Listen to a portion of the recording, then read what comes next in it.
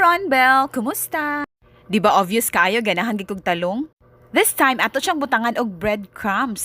Of course, first thing to do, ato dyan siyang hugasan ang talong first before slice-on. Ang usa ka talong gi-slice na kog pataas ka upat.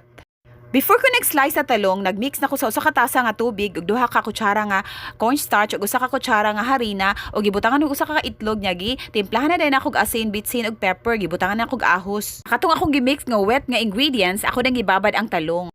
Samtang atong gibabad ang atong talong or eggplant sa atong wet ingredients, atong hisgutan ang iyang scientific name, Solanum melongina.